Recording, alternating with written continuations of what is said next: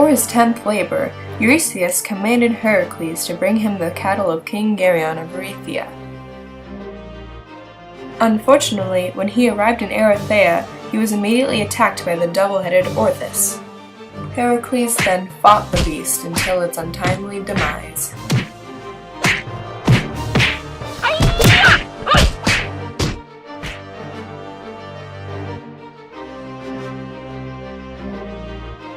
Heracles started to gather the cattle and was on his way. Little did he know that the cannibalistic Cacus was watching him. Cacus then stole the cattle from Heracles, hoping to make them his next meal. The brave Heracles then strangled Cacus to death, then brought the cows to the king.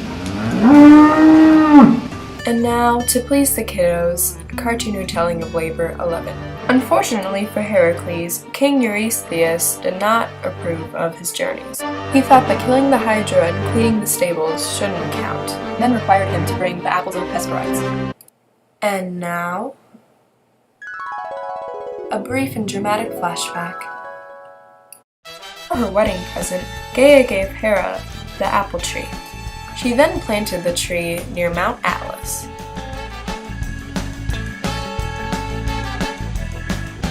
Fortunately for Heracles, the apple tree was guarded by a 100-headed dragon.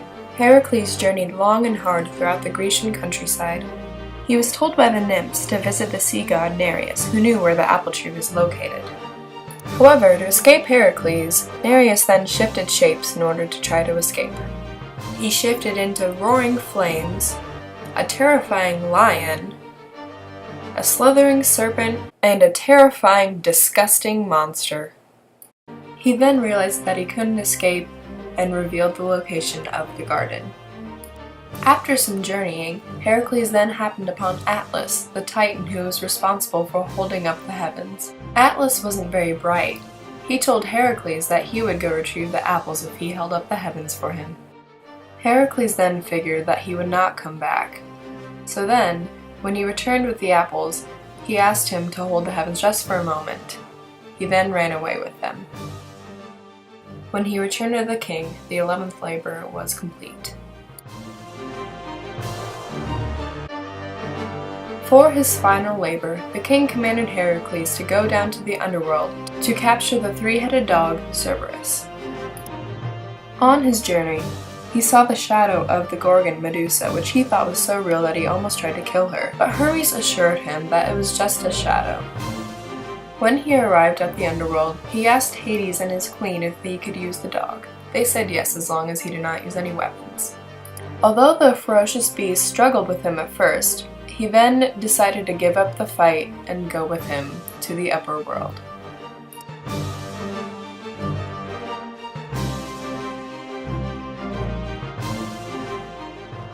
The beast was then brought to the king, which meant that Heracles had completed his final labor.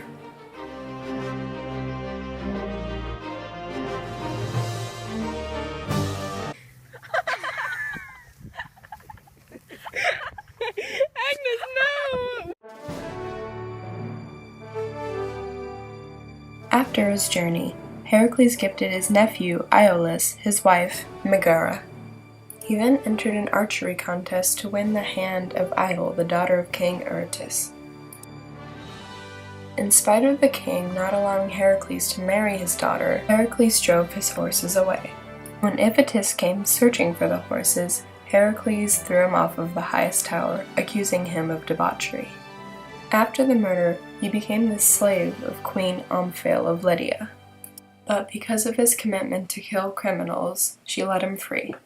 After he was freed, Heracles set out to punish anybody who discredited him earlier in his life. He also created the Olympic Games in honor of his father, Zeus.